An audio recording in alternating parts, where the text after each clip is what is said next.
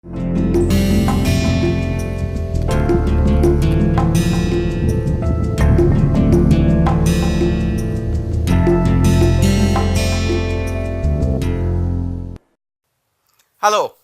welcome to the 7th week of this course Marketing Management 2, and last week we had been discussing marketing channels, distribution, and then we concluded with various issues relating to retail marketing. Now, in this retail marketing management, there are a couple of other interesting sides which we would be discussing in this session and maybe in the next session. The first topic that I want to take up is this concept of merchandising management. Merchandising as a term is very closely associated with retailing, because it fundamentally means planning, developing and presenting product lines for identified target retail markets with regard to pricing, assortment, styling and timing while meeting the company's financial goals. That is the definition that you have on this screen. So, as you can see here, it is like all the functions of marketing or the goals of marketing, when applied to the area of retailing and with respect to particularly fast moving consumer goods, we are in the realm of merchandising. So, merchandising, what we want to do therefore in this planning, developing and presenting product lines for identified target markets. So, we have to find the right mix or assortment, right mix of products which will be on the shelves, the right quality, the right quantity, the right price, right time, right place. So, it is a holistic approach to fast moving consumer goods retailing.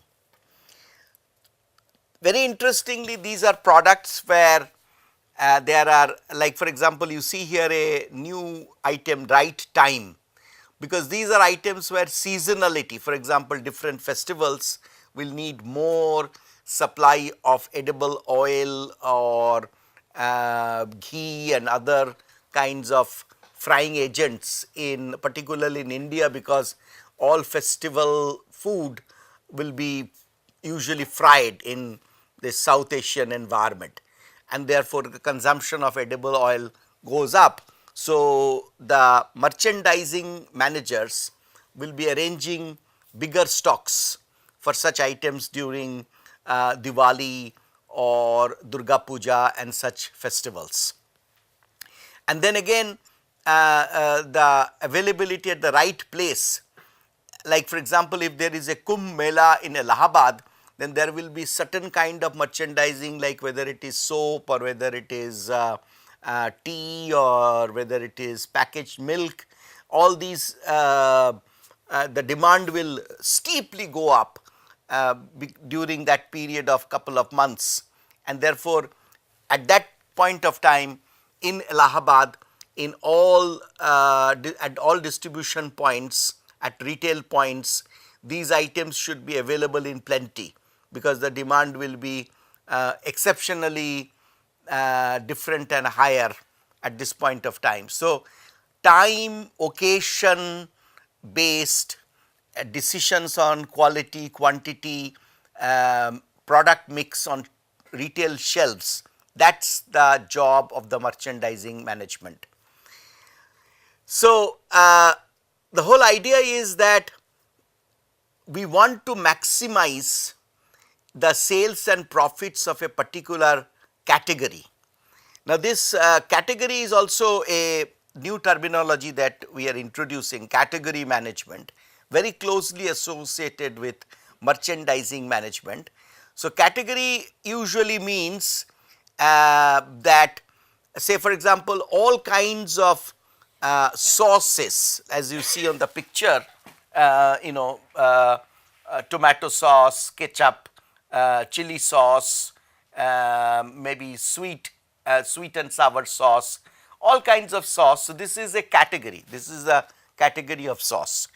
And during the winter festive seasons, where these will be in much higher demand, and this category management means it follows the 20-80 principle. That means 80% of the sales and possibly profits also will come from 20% products. And which 20%? That may change time to time, that may change place to place. So the category management in Mumbai or Western India will be different from category management in Southern India. So the sale of these kind of sauces will be much higher in Western India or maybe in Northern India, but in Southern India there may be a corresponding related category of various kinds of packaged chutneys and so on, which will be so the composition of the category will change depending on the geography, depending on time of the year, depending on the other regional festival occasions and so on. So category management by say somebody like Big Bazaar is actually a highly technical function. So increasingly lot of computer analytics of real time data coming from the point of sale in all the retail outlets are analyzed using various kinds of tools and models, and based on that and the different factors like season, week, weather. So if there is a sudden chill, the demand for tea will perhaps go up. So all these correlations and to what extent it affects. I mean, if 5-degree fall in temperature, in what percentage it will increase the demand of tea or sugar. These are the kind of models and analytics that are provided today by modern powerful these kind of category management software. And so real time data collection from the point of sale and aggregating that data over time to observe patterns, to observe seasonality, to understand different types of events that are coming up based on that predictive analytics. So this is a very important area which has vastly improved the financial performance of retail marketing and particularly merchandising. And so the category management and the merchandising management people in large retailers like Big Bazaar across the nation will be using all these results to maximize the predictive utility, to understand the consumer needs and its variations over time, geography and so on. So they will be changing in big retailers like Big Bazaar or Reliance Fresh or Spencer's. They will be changing their assortment, the number of items available in each category and the varieties available in each category. They will be changing those dynamically based on the inputs that they are receiving from the analytics software. So today these software and are powerful enough that we can actually guide merchandising managers, category managers even at the SKU. SKU is the store keeping unit. That means a particular type of soap, how many of those soaps in what all sizes should be stored at a supermarket near say IIT Kanpur can be determined by this kind of software, by observing the consumption pattern over time and by doing analytics of real time data. So obviously the advantages are many. These category management evaluates different trends and brands and products and provides the best combination which we call product assortment, better usage of shelf space in the store.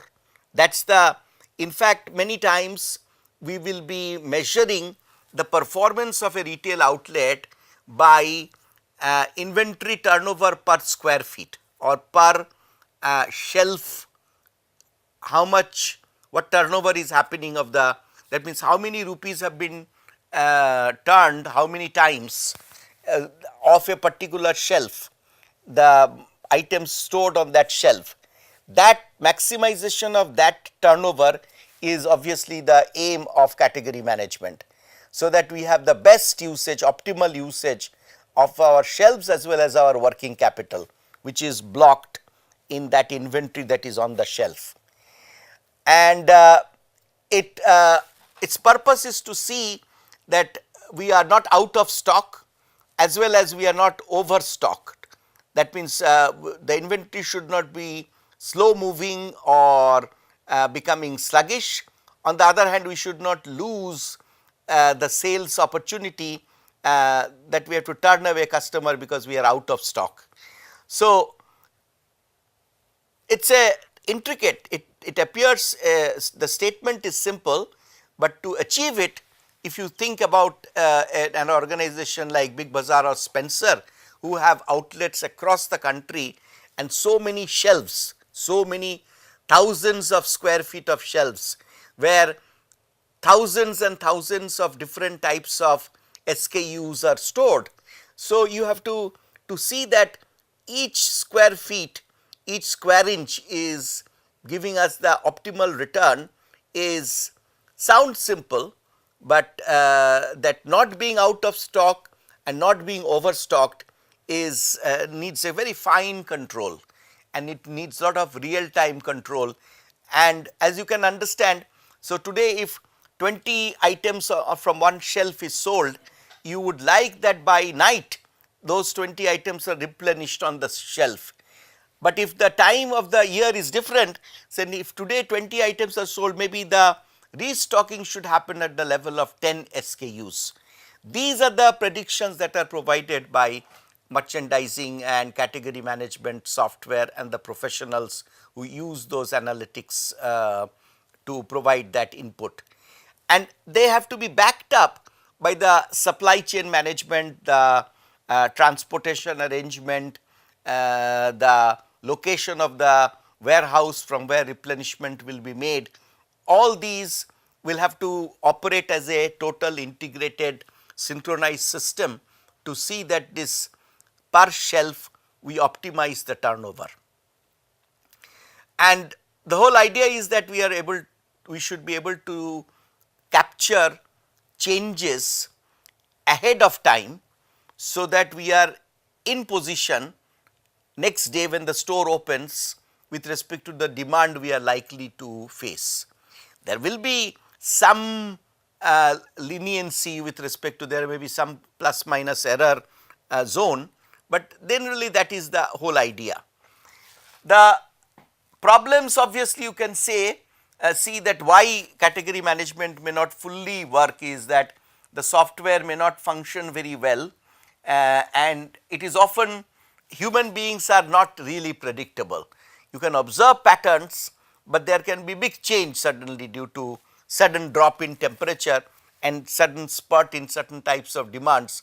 So, in winter, as if suddenly the temperature is much higher than what you would have expected with respect to the sale of say thermal wear or certain types of warm clothing may not happen. It may, then the demand will be sluggish. So, and also there are so many, you can see this picture, suppose this is a fresh vegetable outlet and like somebody like Reliance Fresh, and if they have to do category management, they have to manage the possible demand pattern of so many different items. So, it takes a lot of time and energy, even though the software will help you. So, it may go wrong. So, you will have to make a decision to what extent you will plan and to what extent you will let it be.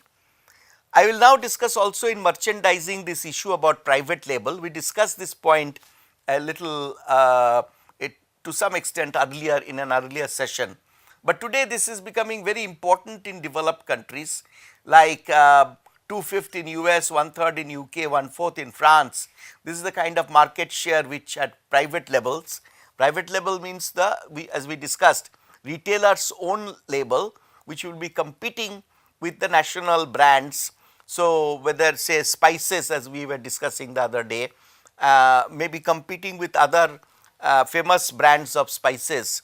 So, Spencer will have their own brand of spices which will be competing with Everest or other national brands of spices, and they will be co-located on the shelf, and the big brand owners are now compelled to accept this coexistence of a competitive brand from the retailer because of the power that the retailers are continuously gaining.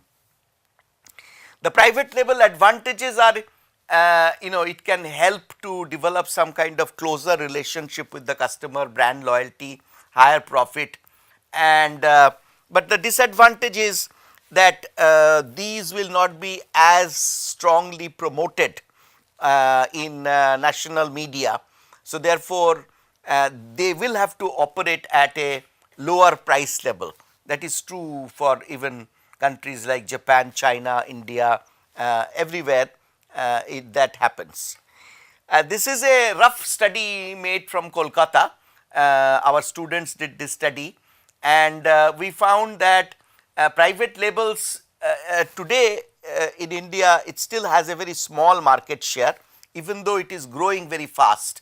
So, we found that in 2015, private label had only about 0.5% market share, but the relative growth was almost 50% 2014 to 15 as opposed to overall growth of about 25% in organized retailing.